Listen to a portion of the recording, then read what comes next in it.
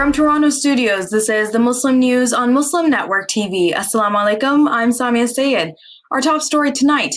Hennepin County prosecutors have charged a Minneapolis man with arson in connection with Monday's fire at Masjid al-Rahmah or Mercy Islamic Center.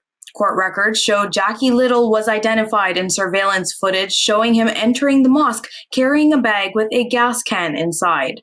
A mosque staff member noticed a fire on the top floor soon after, and a melted plastic gas can was found at the scene. Surveillance video from a nearby gas station shows Little buying a can and filling it with gas on the day of the fire, court records show. Authorities are investigating another fire at Masjid Omar Islamic Center set Sunday that was extinguished before police arrived. Minneapolis Police Chief Brian O'Hara said officials will investigate the fires as if they were connected unless proven otherwise. The CEO and publisher of the Minneapolis Star-Tribune newspaper has apologized for a recent editorial cartoon linking Islam to gun violence. Published on Sunday, cartoonist Mike Thompson's piece featured an image of a man complaining to a woman that the recently amended noise ordinance allowing the Muslim call to prayer at any time of day would make Minneapolis too noisy. In the cartoon's second image, the same couple is shown standing inside a home while four masked assailants fire guns. Four Muslim legislators issued a written statement criticizing the Star-Tribune. They said the cartoon insinuated that Islam and the call to prayer are weapons that incite violence and cause death among innocent victims, similar to what guns do. They called it racist and said it contributes to Islamophobia. Globally, many Muslims report not being respected by those in the West, and this cartoon adds to that sentiment right here in Minnesota, the lawmakers say. Representatives Hodan Hassan, Samakab Hussain, and Mohamud Noor and Senator Omar Fateh jointly issued the statement. Hussain represents St. Paul, and the other three represent Minneapolis. Star-Tribune CEO and publisher Steve Groves said he spent a lot of time in recent days speaking with readers and community leaders, including Muslims. He said, "We will work harder to do better as an organization to ensure we're holding ourselves and our community accountable in constructive ways that speak to our values of respect and integrity." Former Vice President Mike Pence has testified before a grand jury investigating the January 6, 2021 riot in the U.S. Capitol. The grand jury is also investigating alleged efforts by former President Donald Trump and others to overturn the results of the 2020 election. Pence appeared at the E. Barrett Prettyman Federal Courthouse on Thursday. This was after a U.S. appeals court Wednesday night rejected Trump's emergency attempt to block his appearance. Trump attempted to keep Pence from answering questions under oath about any potentially illegal acts committed by Trump. He has sought to overturn a lower court's ruling on March 28 requiring Pence's testimony. A three-judge panel refused to postpone Pence's appearance while Trump's executive privilege claim goes forward. The Washington Post says Pence spent several hours before the grand jury, according to a source close to the investigation. A confrontation on Wayne State University's campus has left Muslim students fearing for their safety. Students say that last week, members of a religious group known to travel the country targeting people of other faiths were on campus holding anti-Islamic signs. One of them grabbed the Quran and started stomping on it, said Mahmoud Muhaysin, a senior at WSU. Muslims consider the desecration of Islam's holy book as an act of hate. Muhaysin, a philosophy student, grabbed the Quran from one of the men. But he said the hateful vitriol continued. "They called us devil worshippers, ignorant and prideful," said Muhaysin. The public university's dean said nothing could be done about the act due to free speech protections. Wayne State University's official statement to 7 Action News read, "While the First Amendment covered last week's actions, we find this to be deplorable, repulsive, and worthy of our strongest condemnation." The university said the group had notified it ahead of time about the campus visit, and campus police provided a strong presence to ensure that campus remains safe for everyone. Mohsen said 2 years ago, a far-right group came on campus with members carrying swastika windmills. After that incident, the university condemned the action and campus police removed the group from the premises. Mahmoud said he wants the university to take similar action with all instigators as before. U.S. anti-war and climate action groups are telling President Joe Biden and members of Congress that peace talks in Ukraine are urgent. Their call comes as the damage the Russian invasion has done to the planet so far becomes clearer. Code Pink led more than 2,300 people of conscience and groups, including Amazon Watch, 350.org North America, and Extinction Rebellion US, in the letter to Biden. It said, based on climate justice reasons alone, the U.S. government can and must use its power to ensure peace talks between Russia and Ukraine happen swiftly. The war is contributing to further fossil fuel emissions daily as hundreds of thousands of soldiers, munitions, and fleeing people make millions of trips across Ukraine. The groups detailed a number of harmful effects the war has had on the planet in its first 14 months. That includes the apparent sabotage of the Nord Stream 1 and 2 pipelines. The United Nations Environment Program said it may have caused the largest ever single leak of methane.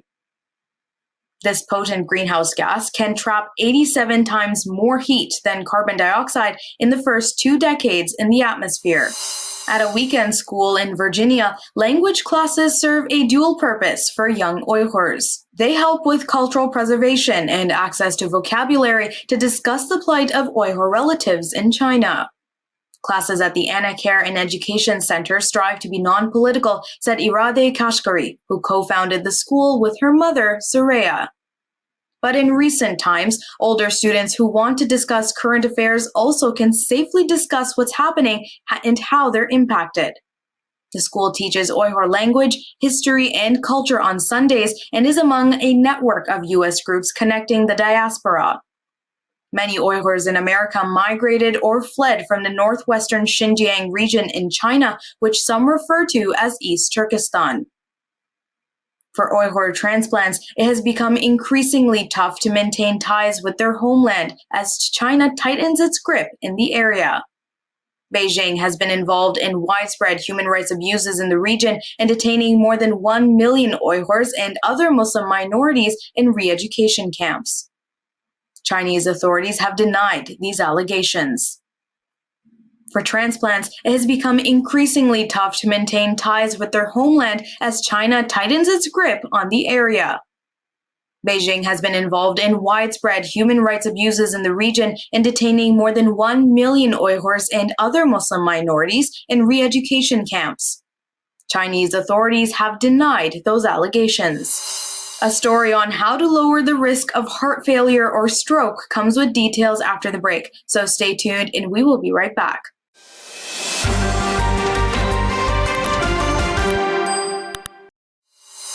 According to a recent study, researchers found that for senior citizens, every 500 additional daily steps reduces the risk of heart trouble. Compared to those who took less than 2,000 steps per day, adults who took around 4,500 steps per day had a 77% lower risk of heart attack or stroke. Lead researcher Dr. Aaron Dooley, assistant professor of epidemiology at the University of Alabama, said steps are an easy way to measure physical activity. He added that most previous studies have focused on early to midlife adults with daily goals of 10,000 or more steps. The Toronto District School Board has voted unanimously to adopt an anti-Islamophobia program amid a rise in anti-Muslim incidents in Canada. Board Chair Rachel Lynn said data shows Islamophobia continues to impact our students and staff on a regular basis. The board serves about 235,000 students in 7th through 12th grades, and roughly 1 in 5 identifies as Muslim. The next step is for the board to develop and enact the program. The National Council of Canadian Muslims, Canada's largest Muslim advocacy organization, welcomed the news. NCCM said it's time leaders implemented a real anti-Islamophobia strategy to help protect our kids.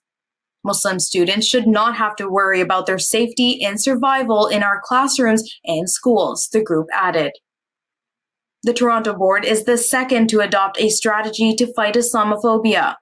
In January, the Peel District School Board, northwest of Toronto, became the first school board in Canada to vote and set up and implement an anti-Islamophobia strategy. Dozens of radical Israeli settlers on Thursday morning forced their way into Al-Aqsa Mosque complex in the occupied East Jerusalem. The Jerusalem Islamic Waqf said settlers forced their way into the courtyard of Al-Aqsa Mosque and attempted to perform a religious ceremony. Israeli police increased the number of personnel at the compound to ensure the safety of the Israeli settlers, they added. On Wednesday, nearly 400 settlers broke into the mosque courtyard under police protection. Israel is commemorating its National Day, which marks the country's creation on Palestinian lands. Palestinians call the day Nakba, or the catastrophe.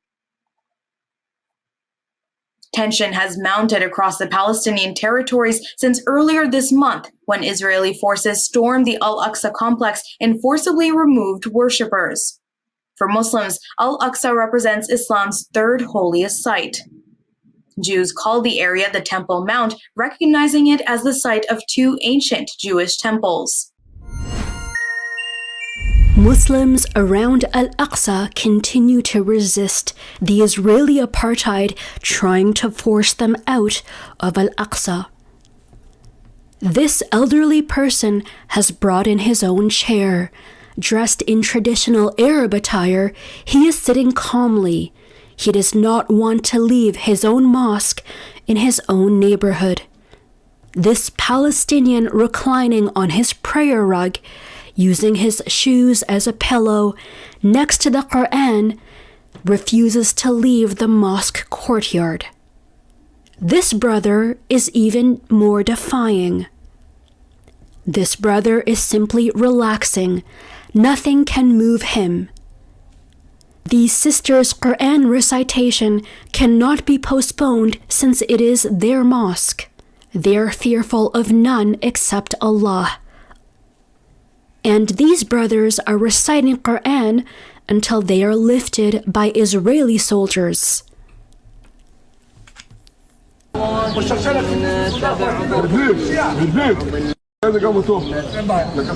And this Palestinian Christian, Ra'id, spent the last few nights in Al-Aqsa Mosque with his fellow Palestinians to defend the holy site.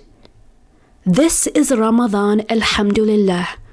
Muslims stay longer in their mosques during Ramadan. Al-Aqsa is their mosque in their neighborhood.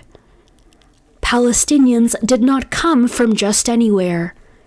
They are indigenous people living in their ancestral lands. Palestinians continue to resist.